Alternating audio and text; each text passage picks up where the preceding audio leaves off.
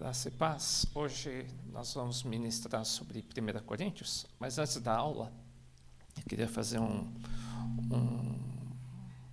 rápido resumo dos primeiros versículos, os últimos versículos e no meio.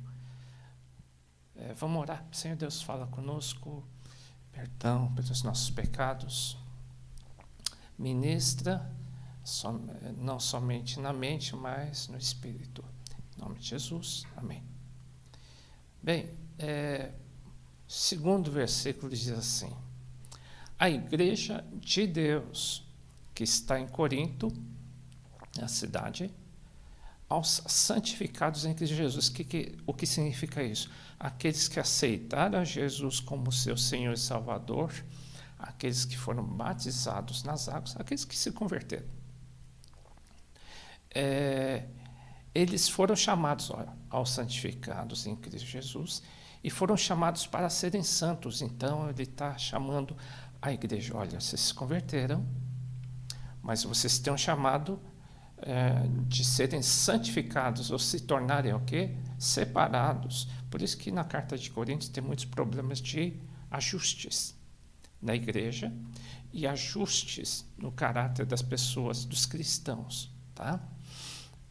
Juntamente com todos que em toda parte invocam o nome do nosso Senhor Jesus Cristo. Ele disse assim: olha, igreja, não aceitamos somente Jesus, mas somos chamados para sermos o quê? Transformados, santificados. Por isso que ela cita muitos problemas das igrejas, como que Paulo orienta para serem corrigidas, tá? No meio, ele diz assim, 1 Coríntios 7, 35, fica mais ou menos no meio: digo isso para o seu bem.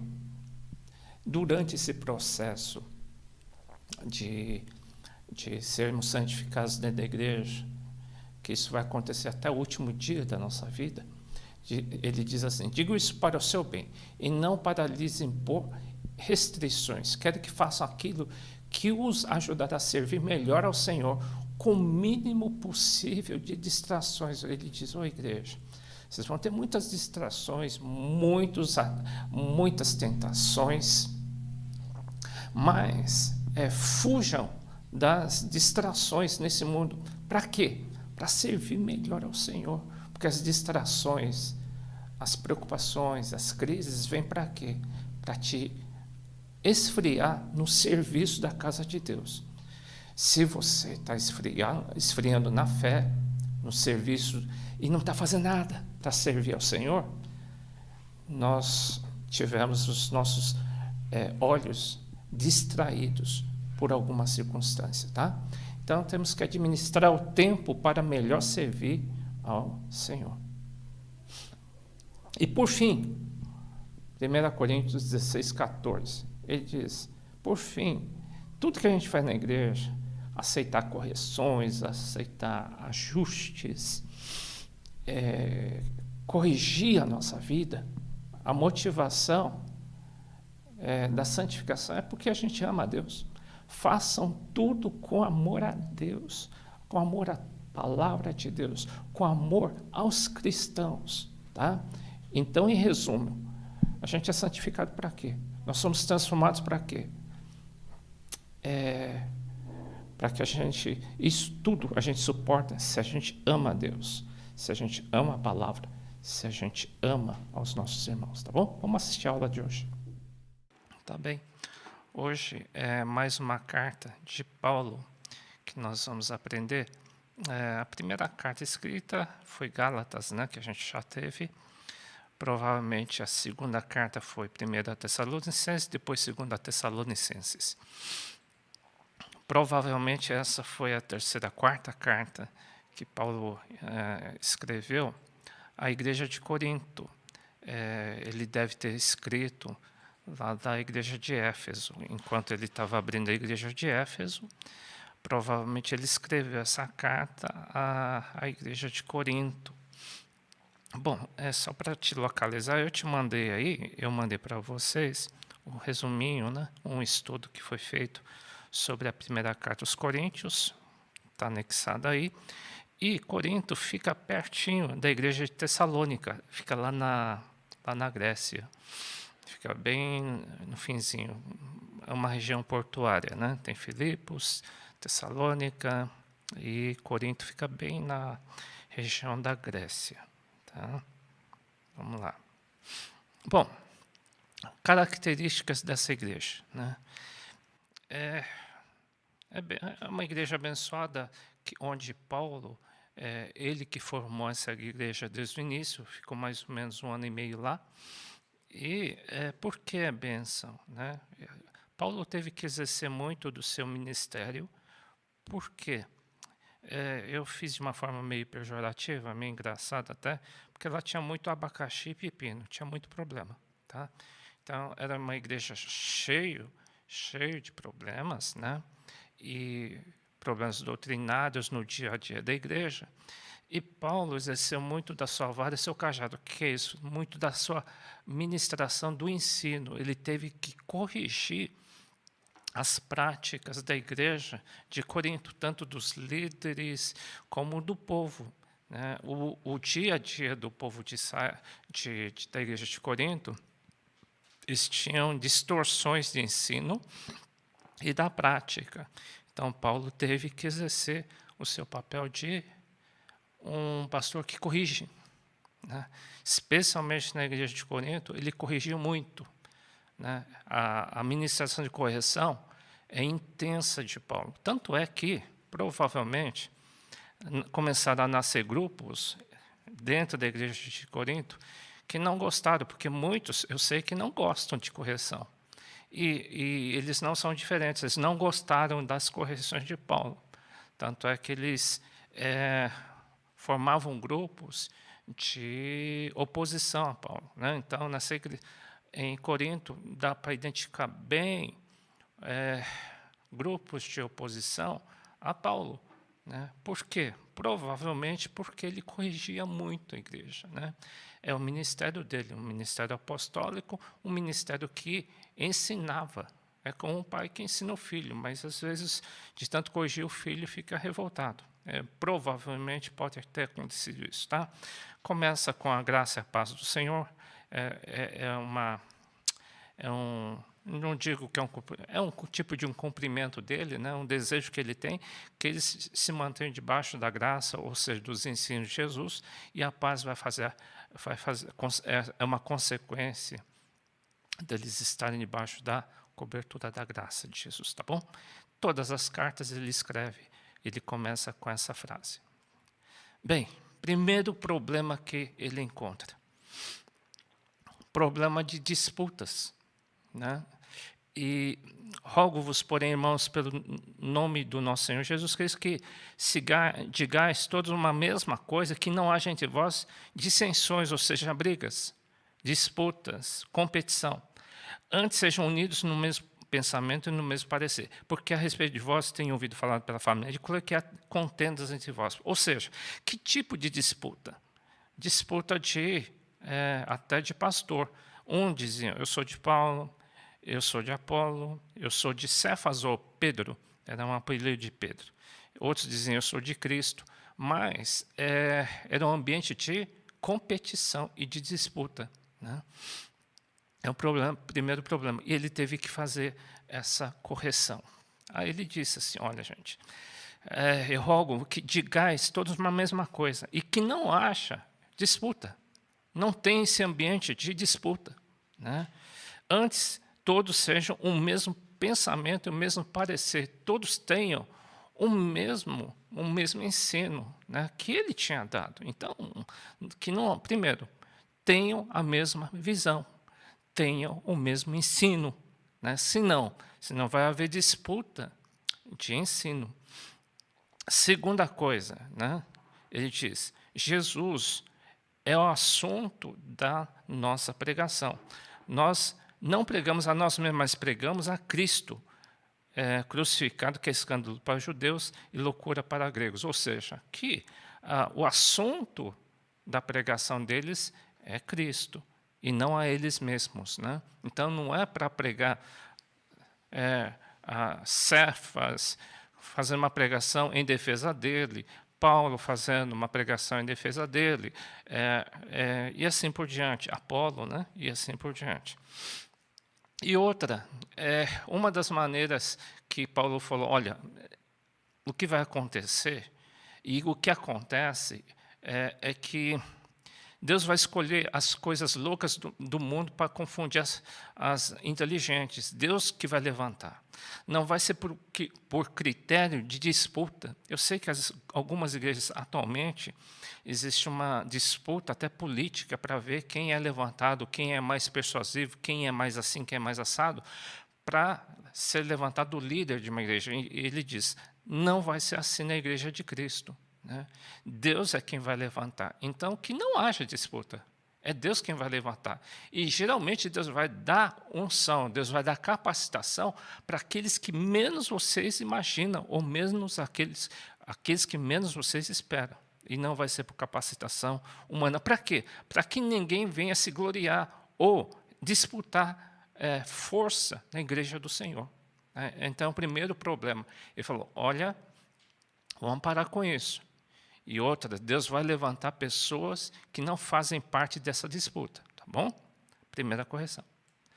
Segundo problema que ele está tendo é no capítulo 2, ele diz, quando fui ter convosco, anunciando o testemunho de Deus, não fui com sublimidade de palavras ou de sabedoria, porque ele era um filósofo. Ele falou, eu não me utilizei da minha intelectualidade para ensinar vocês. Né? Apesar de que Paulo foi uma das pessoas mais inteligentes, ele foi uma exceção. Tá? Deus levantou Paulo, ele foi uma exceção, mas Deus quis levantar Paulo. Né? Mas ele falou, ele negou a intelectualidade dele. Né? E como? Ele não foi ensinar a intelectualidade espiritual. Não, ele sabe que não é assim que funciona. Né? Como ele corrigiu esse problema? Ele falou, a minha pregação e a minha palavra não foi de palavra persuasiva de sabedoria humana. Eu não quis transmitir uma filosofia, mas sim a demonstração do Espírito Santo e do poder. Né? Para que a vossa fé não se apoie em sabedoria dos homens, mas no poder de Deus. Ou seja, não haja muito intelectualismo. Eu sei que muitos gostam disso, o ser humano gosta disso. Né? Mas a pregação, tanto de Jesus como de Paulo, tinha uma característica. Qual? Era a manifestação do poder de Deus. E as pregações, no caso de Paulo, na carta de Corinto, eram muito mais correções. Tá? Tanto é que manifestar o poder, sim. Havia uma mudança no caráter da igreja. Tá? Outra, ele também disse que o homem natural... O que é homem natural? O homem sem o Espírito Santo. Uma pessoa que não é convertida, por exemplo, que não tem experiência com o Espírito Santo, vai ler a Bíblia e vai interpretar de uma maneira diferente daquele que tem o Espírito Santo. E Paulo diz, o homem natural não consegue entender as coisas do Espírito de Deus. Ele vai achar que é loucura. Né? E não pode entender isso porque elas só se percebem se a pessoa tiver o Espírito Santo. Você sabe que se você estiver entendendo a palavra de Deus, você é porque o Espírito Santo está em ti. Isso independe da intelectualidade da pessoa. Mas ele afirma, uma pessoa que não tem o Espírito Santo vai ter dificuldade e vai achar loucura tudo aquilo que você crê e aquilo que você está pregando. Aquilo que Paulo pregava era loucura para muita gente. Isso gerou ódio e raiva e muita oposição ao ensino dele. Por quê?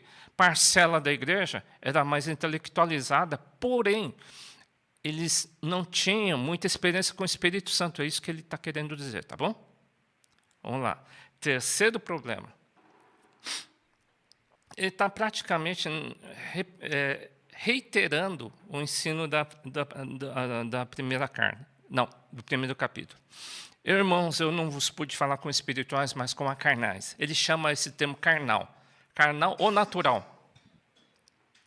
Ou, outro termo que ele diz, vocês são imaturos. Ou, outro termo que a gente pode dizer, meninos.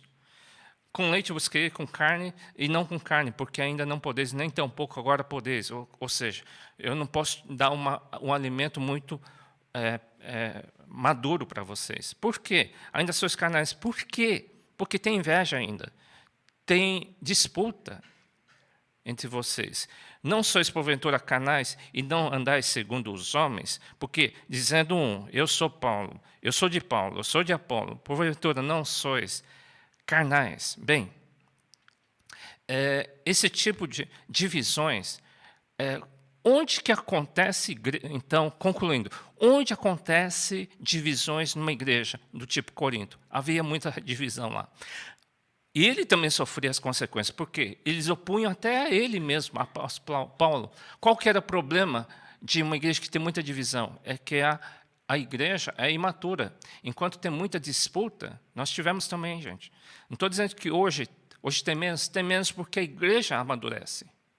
Mas se houver muita divisão, disputa, esse é melhor do que aquele, muita disputa de poder, com certeza nós seremos chamados de meninos imaturos, uma igreja imatura, ou carnal. Não é uma igreja espiritual, esse ambiente de disputa é diminuída. Uma igreja madura não tem disputa, tá? E como resolver um problema de imaturidade? É crescendo, claro. Né? E quem dá o crescimento? A igreja não, é Deus quem dá o crescimento. Ora, o que planta rega são, cada um receberá o seu galardão segundo o seu trabalho. Mas existem os cooperadores de Deus para isso. Claro que Deus vai levantar cooperadores. Alguns chamam de mentores, outros chamam de pastores, outros chamam de obreiros, outros chamam de diáconos. Né? Existem sim cooperadores. Tanto é que, pensa bem, alguns dizem, ninguém me acompanha. Mas quem te ensinou a ser batizado nas águas? Quem te batizou no Espírito? Quem te ensinou a Bíblia? Ninguém. É isso que ele está dizendo. Tem cooperadores, sem dúvida. Né? Vós sois a lavoura do edifício de Deus. Segundo a graça que me foi dada, Paulo foi colocado como arquiteto, que ensina o fundamento. Né? Ele faz o projeto. Mas o outro que edifica sobre ele, veja cada um como edifica sobre ele, porque ninguém pode pôr outro fundamento além do que já foi posto, o qual é Jesus Cristo. Ou seja, a experiência de Jesus Cristo, o teu novo nascimento é base para você começar a crescer. Né? Então, em resumo, primeiro você tem que aceitar ajuda. Se você recebe um ensino e faz diferente, você não está aceitando o quê? Não está acatando. Os cooperadores de Deus estão aí para... Paulo era um cooperador. Mas alguns opunham. Ele diz, por essa oposição, tanta oposição faz com que a igreja não cresça. Né? Se as pessoas que são cooperadores vão em oposição a Paulo, claro que ninguém vai crescer. Então, vou mandar numa visão só. Paulo ensinou, cooperadores, façam e acompanhem o mesmo ensino. Né?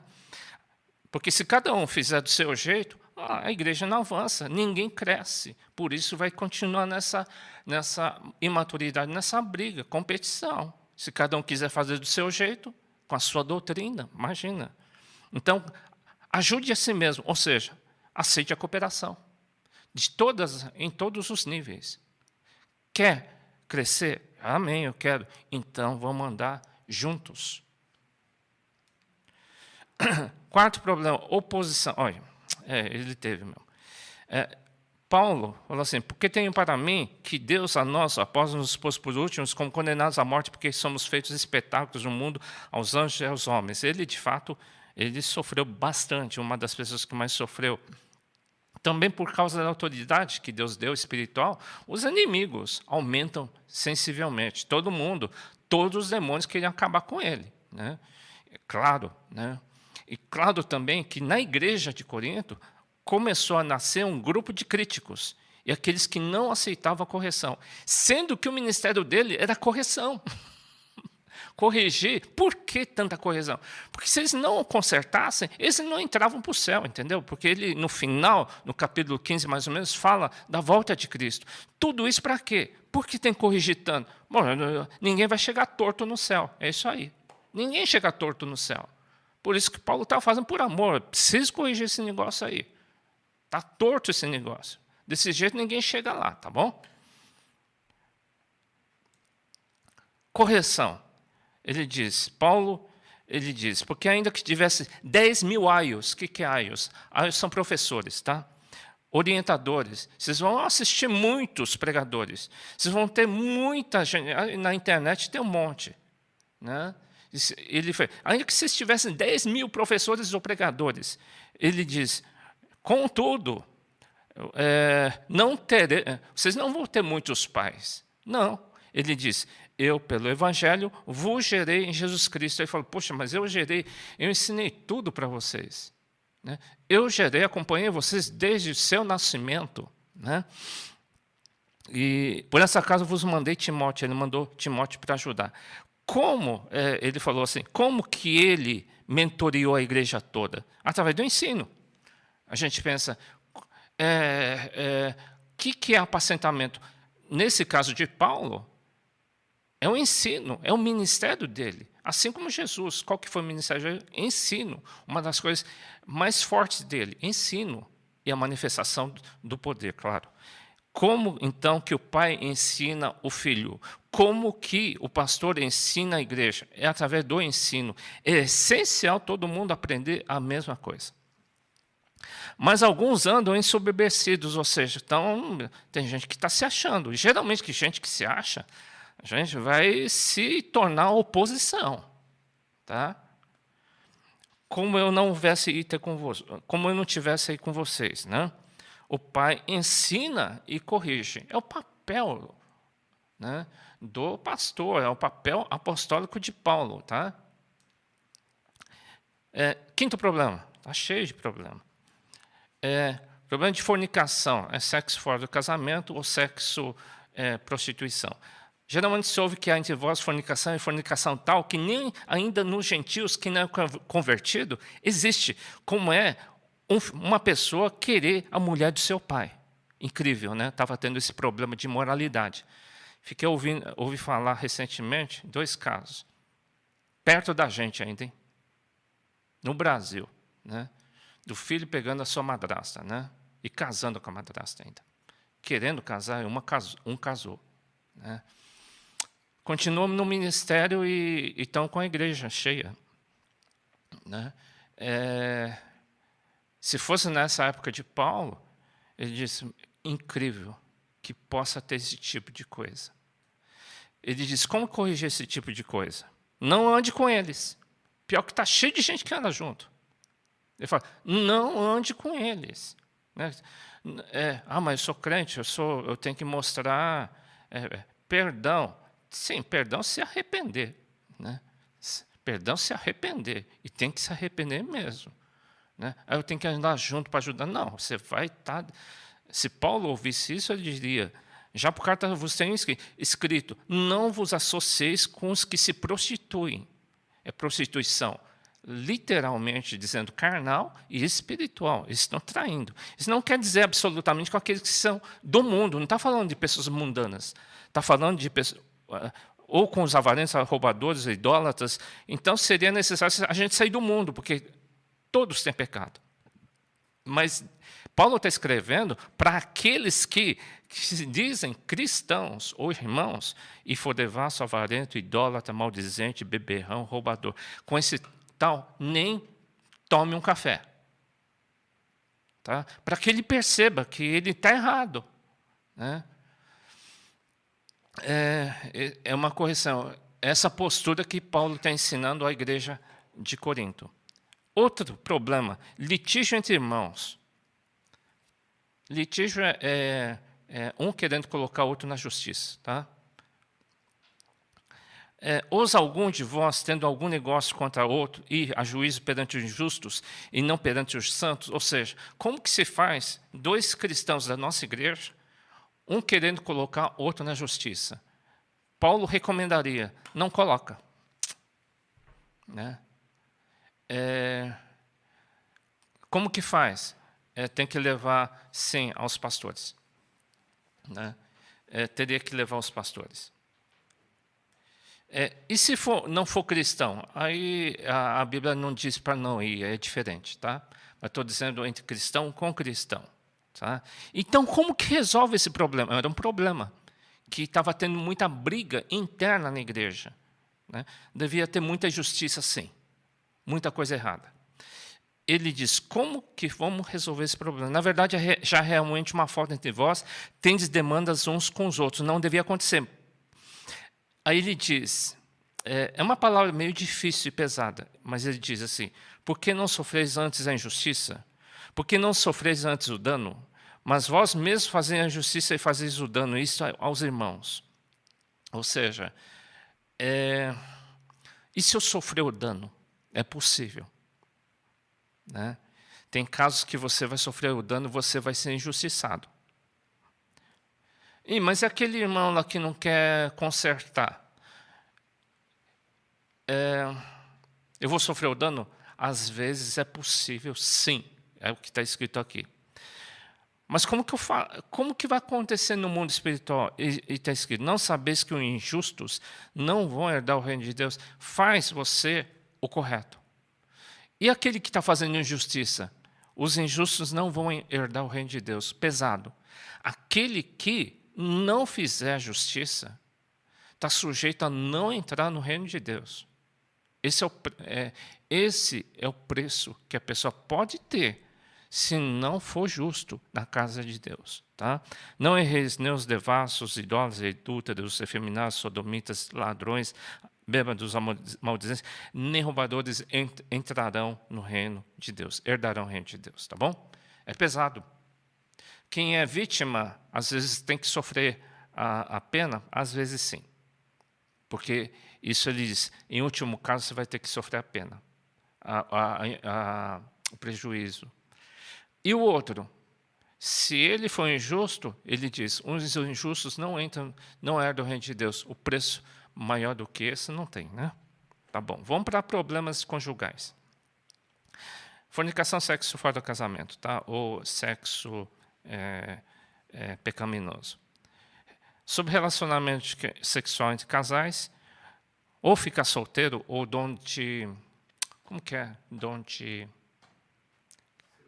Celibato. É um dom. Divórcio, convivendo, se você é marido ou esposa com não crente, tá? Tua esposa não é crente ou teu marido não é crente. Como que faz?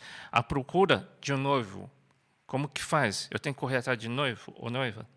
E a viuvez. Bom, são problemas que tinham e ele comentou isso. Então eu fiz um paralelo aí. No caso de fornicação, você está com problema de desejo de muito sexo, então casa. Tá? Relacionamento sexual entre casais, um tem que ceder ao outro sim. Teu corpo pertence à sua esposa e vice-versa. Exceto em período de oração e jejum. Tá? Então vocês têm que ter um bom senso, ele está dizendo aí, tem que ter bom senso, mas em caso de oração e jejum, vocês combinem e não tenham, tá bom? E ficar solteiro, para quem tem o dom do celibato. Nem todos têm esse dom. Tá? Divórcio. Paulo diz, não recomendo. Não é que é proibido. Ele diz, não recomendo. Tá? Convivendo com não crente. Enquanto o não crente está morando contigo, você está sendo uma proteção para a vida dele. É isso que a Bíblia diz. Você está sendo uma cobertura. Ele vai ser protegido. Não vai para o céu, mas vai ser protegido. Tanto o teu marido ou esposa, os seus filhos vão estar debaixo de uma proteção como fosse cristão. Como fosse. Mas eles precisam aceitar Jesus para ir para o céu. Tá? A procura de uma noiva ou um noivo, não seja aqueles ou aquelas que ficam correndo atrás de homem ou de mulher, tá? É isso que ele está dizendo. Viuvez, quem é viúvo está ali para casar. No Senhor, ele dá uma ênfase importante. Quer casar? Case no Senhor, debaixo da direção de Deus. Essa orientação, Paulo dando, hein? Quer casar? Case no Senhor. Eu estou correndo um pouquinho porque essa igreja está cheia de problema, tá? Vocês estão percebendo, né? E o que Paulo faz? Corrige. Alguém tem que fazer, Paulo fez, tá bom? Problemas com ídolos, né? Hoje também tem muita coisa referente a ídolos nos dias atuais. Como que faz? Quanto a comer das coisas sacrificadas aos ídolos, hoje eu não vou citar também, tem algumas festas aqui na nossa agenda no Brasil, que são como fosse oferendas a deuses, né? Mas o que vai acontecer? Se eu comer esses doces ou comidas, vai me fazer mal para o estômago? Acho que não é isso que Paulo está dizendo. A comida em si não é nada. Ela não significa nada. Né? Não é isso. Né? Mas um problema é a consciência tua e dos outros. Né? De repente, alguém está te vendo e diz, puxa, mas você é um obreiro, meu mentor, e você está se alimentando desses alimentos consagrados a ídolos. Então, ele está dizendo, essa situação, problema é a tua cabeça e a cabeça dos outros. Você vai ficar pensando, vai entrar em crise. Né? Por causa da consciência, vai contaminar o quê? A tua vida espiritual, é isso. Não é a comida em si, não é. Pode ou não pode? Ele diz, porque se alguém vem a você que tem ciência, sentado à mesa do templo dos ídolos, não será a consciência do que é fraco induzido a comer coisas sacrificadas aos ídolos? E pela tua ciência perecerá o irmão fraco, pela qual Cristo morreu. Ora, pecando assim contra os irmãos, ferindo a sua fraca consciência, pecais contra Cristo. Ou seja, se você for um instrumento para alguém se desviar, então não come, ou não pratica. Mesmo que docinho, mas docinho não vai te fazer mal. Assim como não vai fazer mal, você não comer. Você faz por amor aos outros. Por exemplo, você vai lá com o teu filho, e o teu filho está de olho em você. O teu filho está de olho, ele está indo para a escola dominical, ele está pensando, o que meu pai vai fazer? Né? Então, não seja instrumento de escândalo. Tá? Se aquilo fizer mal para alguém, esse é o problema. Paulo não está espiritualizando nada. Aquele doce, então, vai virar um demônio. Não vai virar demônio coisa nenhuma. Né? O que vai virar demônio é o pecado que a gente comete. Tá? Vamos para outro problema. Tá? De novo, são 16 problemas, porque são 16 capítulos. Tá? Não, é benção, né? Poxa, mas Paulo... Agora eu entendi porque Paulo... O pessoal não gostava, o pessoal da igreja de Corinto não gostava dele. Meu caro... Ele escreveu o capítulo 9, de novo, problema de grupo de críticos. O pessoal pegou no pé dele. Por quê? Por causa do ministério. Que também era uma igreja cheia de problemas, gente. E ele não ficava quieto, porque era uma igreja que ele era um pai. Esta é a minha defesa com os que me condenam. Né? É um problema, porque eu peguei esse versículo que ele está sendo atacado. Né? Então, a defesa ele se defendeu, dizendo assim, olha, se eu estou anunciando o evangelho, o ensino, é que é minha obrigação, Paulo falou. E ai de mim se eu não ensinar para vocês. Paulo dizia, eu vou prestar conta com Deus, eu preciso corrigir. Eu preciso. Ai de mim se eu não fizer isso. Mesmo que ele tivesse que sofrer calúnia, mesmo que ele tivesse que sofrer perseguição dentro da própria igreja, ele falou, ai de mim se eu não fizer isso, eu vou fazer. Tá? E ele diz, porque sendo livre para com todos, servo de todos para ganhar ainda mais. Ele diz, olha, um servo do Senhor precisa ter um jogo de cintura para ganhar a igreja, para ganhar as vidas. Então, primeira coisa, era obrigação dele. E aí dele se não fizesse aquilo. Ele não estava fazendo isso porque ele gostava de bater nas pessoas, de jeito nenhum. Era obrigação dele. E ele falou, ai de mim. O que ele está falando, ai de mim? Deus ia cobrar dele e ia pagar muito caro. Segundo, tem que ter jogo de cintura para ganhar todo mundo. Ele tinha que fazer fraco com os fracos, judeu com os judeus. Ele tinha um montão de pessoas diferentes. Ele tinha que saber lidar com todos. Porque o papel dele não era fazer grupinho. Ele tinha que ganhar todos para Cristo. Então, numa igreja cheia de diferenças, é claro que ele tinha que ter o jogo de cintura para com todos e não fazer partido de ninguém. Né? E ele diz, tem que agir igual um atleta, né? Tem que estar numa corrida. E ele corre não para uma coroa corruptível, não é porque ele quer se satisfazer, conseguir, né? Conseguir cuidar de um grupo. Não. Ele está atrás de uma coroa incorruptível. Ele está dizendo, gente, nós estamos correndo para a vida eterna. Todo esse conserto, ajuste, é para você entrar no céu. Não dá para entrar torto, não, tá, gente? Então, Paulo está dizendo, vamos consertar como igreja. E era a responsabilidade dele. Ele era o pai da igreja.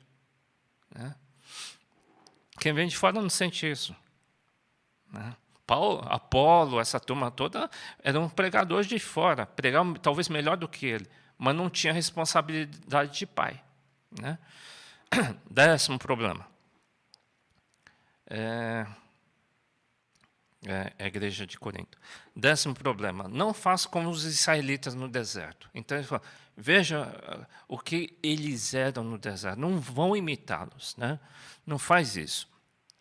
E ele está dizendo para a igreja, né? Ele está fazendo uma comparação. Ora, irmãos, não quero que ignoreis que nossos pais estiveram todos debaixo da nuvem e todos passaram pelo mar. E todos foram batizados em Moisés na nuvem e no mar. Está dizendo do batismo. Assim como Moisés passou pelo Mar Vermelho e foi o batismo dele e do povo de Israel, ele está fazendo uma comparação com a igreja hoje. Olha, vocês são batizados nas águas, né? Mas, assim como eles pecaram, vocês também estão podendo. Existe a possibilidade de vocês estarem pecando também. A possibilidade não, eles estavam pecando. Não façam igual eles fizeram. Ou seja, eles foram muito idólatras. Né? E eles também caíram muito em prostituição, fornicação, tanto natural como espiritual. Eles buscaram outros deuses. Né? E não tentemos a Cristo como alguns deles tentaram e pereceram pelas serpentes. Né? E parem de reclamar, como eles reclamaram. E eles foram destruídos por causa do quê? Reclamavam demais. Ele diz, esse povo reclamava demais. Né? É um problema. Eles falaram, é igual o povo de Israel. Eles eram assim. E vocês também são assim, está falando para o povo, para a igreja de Corinto. Né? Então, ele está dizendo, cuidado. Né? Ora, tudo isso veio como figura, aquele, pois, que cuida. Você acha que está de pé? Cuide para que não caia. E outra, não vem tentação sobre vós. Né? Essas tentações, essas provas, se não humana, mas é Deus que não deixará que você seja tentado acima do que você possa suportar. Nunca Deus vai permitir que vocês, igreja de Corinto, passem por uma situação que diga, é acima das minhas condições. Deus não vai permitir isso. Ele vai dizer, tudo que vocês estão passando, vocês aguentam. Eu estou permitindo, Deus diz.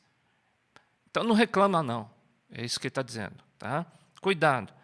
Não pense que... E não se sintam muito tranquilos, ele diz.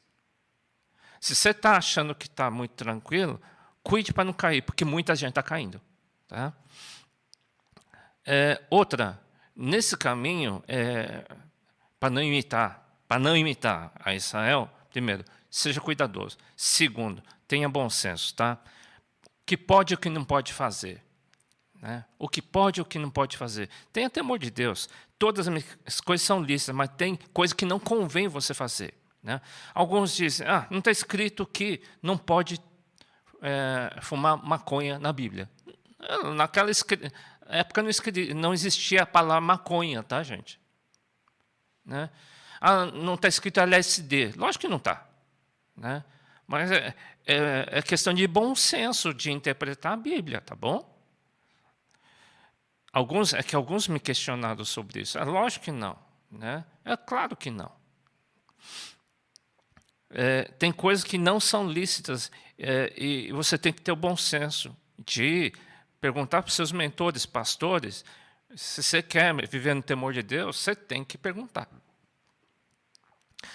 E outra, nunca seja razão de escândalo. Portanto, quer comais, quer bebais, ou fizer qualquer outra coisa, faça tudo para a glória de Deus. Está glorificando a Deus a tua atitude? Então, amém, continua. Né? Se você acha que encher a cara, glorifica a Deus, vão te pegar muitos talvez bebam escondido. Já pensou se alguém te pega em flagra? E o pessoal vai dizer, glória a Deus, a pessoa está enchendo a cara, está quase caindo. Já pensou? Portai-vos de modo que não deis escândalo a ninguém. A ninguém. Aceite a correção do Senhor. Tá? Aceite a correção do Senhor. Tá? Mas isso que eu estou dizendo é o que acontece. Tá? Problemas com a ceia do Senhor. Ceia do Senhor é um tipo de Páscoa do Novo Testamento. Né? E estava tendo problema com a ceia também? Sim. Porque, antes de tudo, ouço que está tendo, quando vocês se ajuntam no dia da ceia. Há entre vós dissensões, em parte eu creio.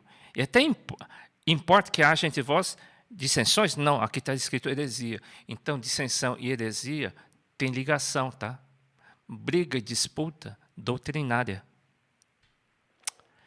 Para que os que são sinceros se manifestem. Ou seja, claro que numa igreja vai ter divisão, vai ter, infelizmente, divisões ou competições. Até, ele diz, é importante que haja, porque nesse período dá para saber quem é de Deus ou quem não é, quem são sinceros diante de Deus. Então, às vezes, acontecem divisões, brigas internas de igreja, para saber quem é quem. Tá? E outra, estava tendo um problema de negligência. As pessoas que estavam ceando, praticando, a gente faz a ceia uma vez por mês. Não como religiosidade, mas queremos fazer entendendo. Né? Mas um problema que estava tendo na ceia também é que o pessoal não estava levando a sério a ceia. Porque o que come bebe indignamente, come bebe para a sua própria condenação. E muita gente estava ficando doente e morrendo. Literalmente morrendo. Era uma igreja doente espiritualmente. Por quê? O pessoal não estava levando a sério a ceia do Senhor. Eles não sabiam o significado nem da ceia. Eles estavam indo por ir. Né? Eu fiquei sabendo de uma igreja enorme, né, fora do Brasil, que são de milhares de membros. Então, mas não estavam nem aí com a parte espiritual. Então, eles resolveram fazer a ceia uma vez por ano, só porque era só pro forma. Tá? Aconteceu uma crise pequenininha, afundou toda a igreja. Por quê? Ninguém estava levando a sério. Pouquíssima gente estava levando a sério. Então, quando vier uma crise, vai sobrar pouca gente. Corrigindo o conceito da ceia do Senhor. Tendo dado graças, tomai e comer isso, meu corpo, que é a partir de vós, faz isso em memória de mim. Está lembrando a Páscoa. Né? Semelhantemente, também, depois de cear, tomou o cálice, dizendo, esse é o cálice é o Novo Testamento, o meu sangue faz isso todas as vezes que beberes em memória de mim. Para lembrar do passado. É para lembrar... pão, quer dizer, igreja, corpo de Cristo, igreja. Tá? Como está tendo a tua relação com a igreja. Né? E vinho, você está escrito aí que se refere ao Novo Testamento, que é a palavra de Deus. Tá? Todas as vezes que vocês praticarem a ceia do Senhor, façam isso lembrando do passado e do futuro, até que venha. Ou seja, saiba de onde Deus te tirou. Lembra. A ceia é para também você lembrar de onde Deus te tirou. Você não era muito legal, não. Muitos esquecem de onde Deus te tirou. É isso que ele está dizendo. Você esqueceu de onde Deus te tirou? E para onde a gente está indo? Gente, do jeito que vocês estão indo, você não vai chegar lá, não. Né?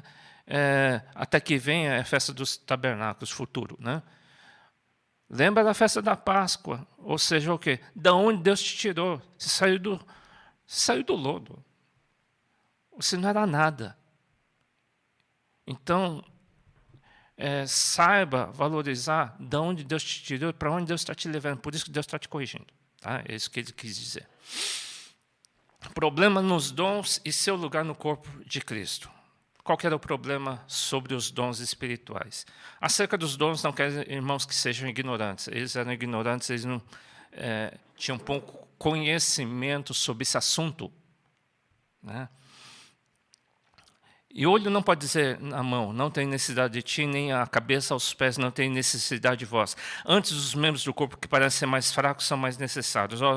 Vocês são o corpo de Cristo e seus membros em particular. Ele está dizendo assim, cada um tem o seu lugar no corpo de Cristo e cada um tem uma função. Todos têm uma função no corpo de Cristo, até aquele que parece que não é mais importante, até a unha é importante no corpo de Cristo. Todos são importantes. Ninguém é mais importante do que todos, só que todos têm que estar atuando. Paulo quis dizer isso. Todos têm que estar atuando. Tá? Mas como que eu posso atuar? Cada um deveria ter a manifestação do dom espiritual. Ele diz assim, cada um deveria permitir que o Espírito Santo se manifestasse através de você. Deveria. Aí você diz, puxa, mas nem ser batizado no Espírito Santo é essencial. E depois de ser batizado no Espírito Santo, procura um dom. Procura o teu lugar no corpo de Cristo. Como que eu vou saber o meu lugar no corpo de Cristo? Dom espiritual é essencial. Tem igrejas que estão enormes hoje por causa de um dom espiritual. Mas qual que é a diferença? Eles estão atuando, eles não recebem o dom e deixam grudar na parede como fosse um troféu. Não, eles usam. Eles praticam os dons espirituais. Essa é a diferença. Tá? Que dom é esse? Né? Tem a palavra da sabedoria, tem fé, dons de curar, milagres, profecia, discernimento dos espíritos, variedade de línguas e interpretação de línguas. Né? São dons que Jesus praticava todas. E hoje a igreja também tinha que praticar todos os dons. Não que eu tenho que ter os 9 dons. Não, Jesus tinha. Mas o corpo de Cristo hoje também tem, dividido em várias pessoas. Tá? Como deveríamos atuar hoje? O ministério de Jesus. Jesus, o que ele fazia? Ele ensinava e manifestava o poder de Deus aqui na terra. Aquilo que tinha no céu, ele trouxe aqui na terra. E Paulo, o que ele fez? Ele ensinou também, mesma coisa. Ele continuou fazendo aquilo que Jesus fazia. O que mais ele fazia? Manifestação dos dons espirituais, dos dons do Espírito Santo que foi enviado para nós. E igreja, o que tem que fazer? Também tem que ensinar, da mesma forma que Jesus, Paulo, e também praticar os dons espirituais. Não só ter, tá, gente? Não só pedir. É bom você já... se você não recebeu ainda, já vai praticando. Porque alguma tendência você tem. Eu praticava muito dom de profecia, a profecia, e depois que eu profetizei bastante, eu recebi o dom de profecia oficialmente, através de várias pessoas que eram profetisas ou profetas. Outro, problema do conceito de amor. Né? Eles estavam tendo problema de conceituar o amor. E amor aqui está em grego, tá? Ele está conceituando o amor ágape. Eu vi lá na literatura em grego, parece que tem uns 6 tipos de amor. Né? Só que o amor que é citado na Bíblia, no Novo Testamento, é filéus muito pouco, mas muito pouco, acho que não chega a ser 2 ou 3 passagens, que é o amor, amizade, né?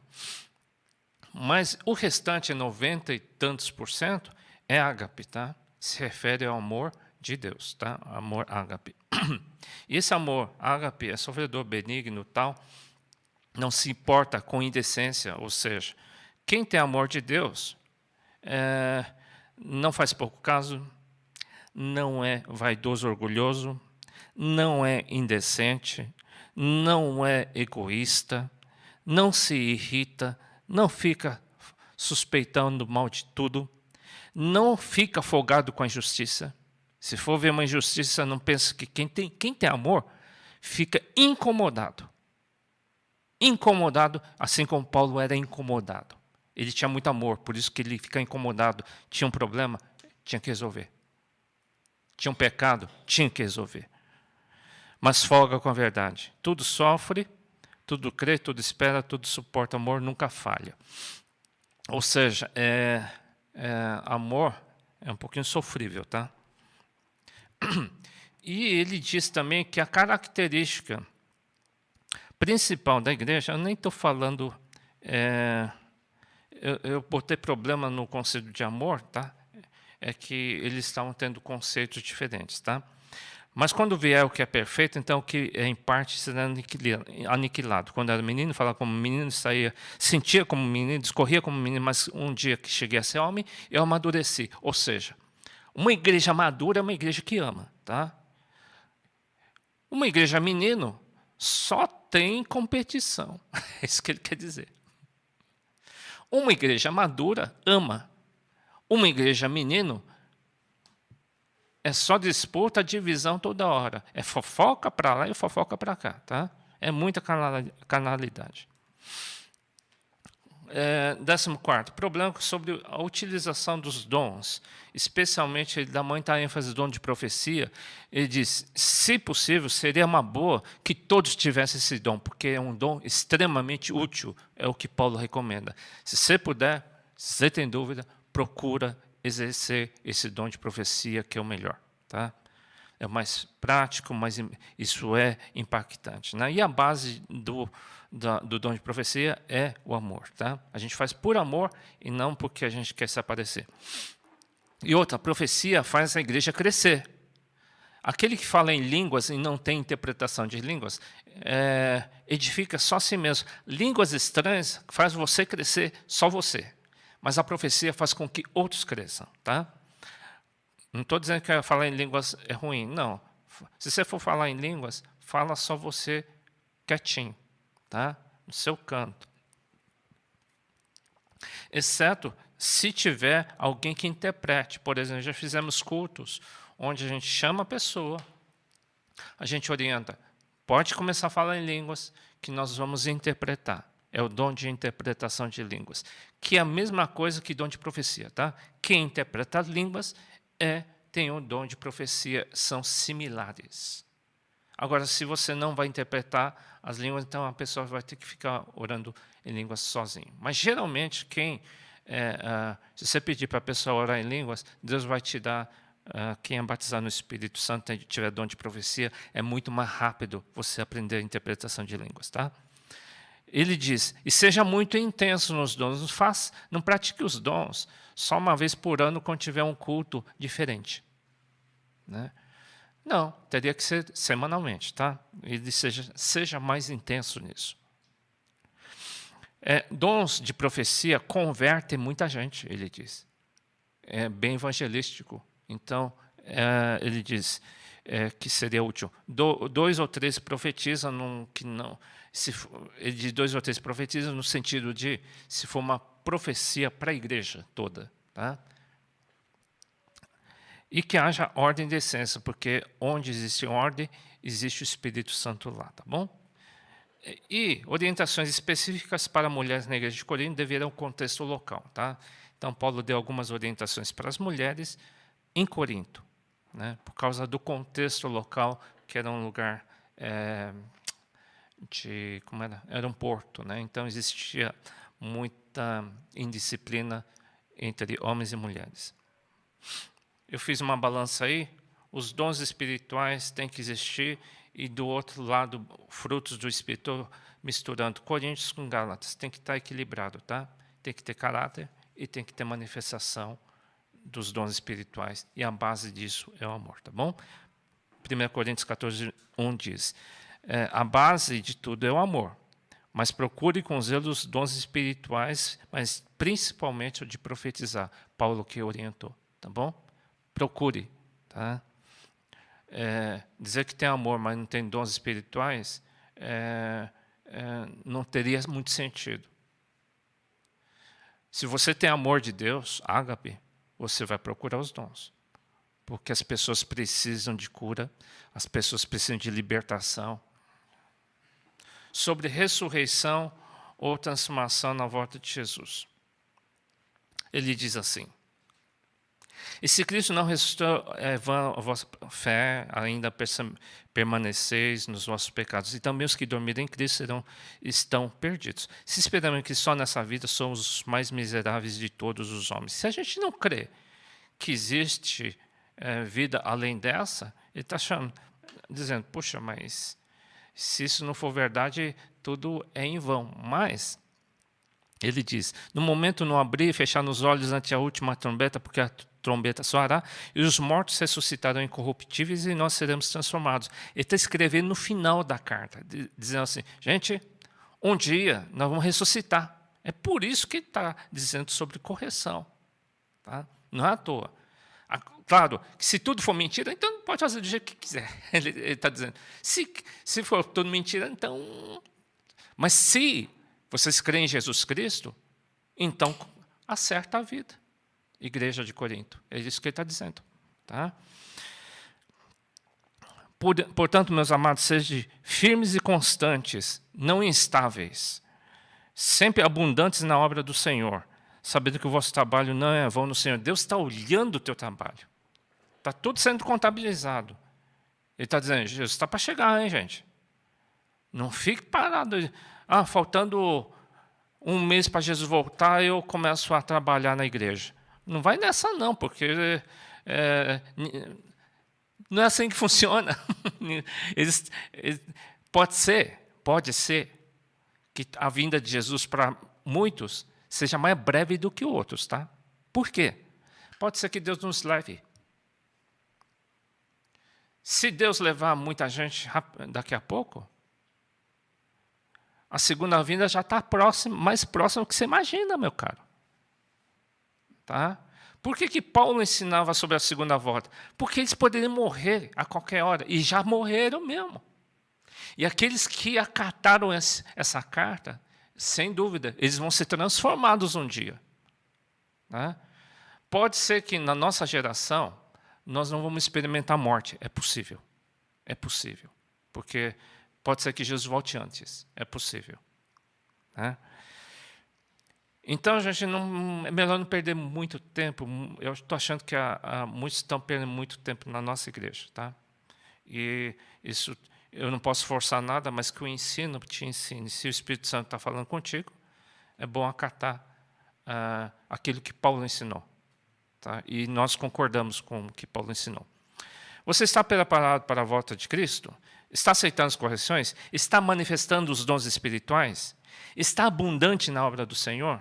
Tá? É uma boa pergunta para vocês, tá bom? Últimas recomendações.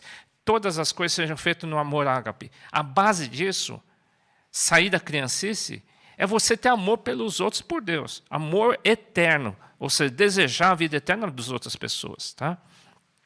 Se você quiser a vida eterna para outras pessoas, você vai querer corrigir as pessoas, porque você vai dizer, cara, se você continuar desse jeito, você vai para o inferno, é por aí mesmo. Que também vos sujeiteis aos tais, e a todo aquele que auxilia na obra e trabalha. Tem muita gente que está servindo a Deus e não sejam alvos de crítica, como Paulo falou, tem gente que está servindo a Deus e eles que são alvos de crítica, meu caro. Então ele diz, para de criticar esse pessoal que está servindo a Deus, tá? E outra, e quem não ama ao Senhor Jesus Cristo, seja amaldiçoado. Ele termina desse jeito. Anátema quer dizer, seja amaldiçoado. Ele diz, Maranata vem. É um termo que ele diz, vem Senhor. Né? Ele estava achando que Jesus voltaria bem mais na época deles. Tá? Deixa eu ver. Acabou. Deus abençoe a todos. E amanhã nós temos o Café com Deus, tá bom? Tchau.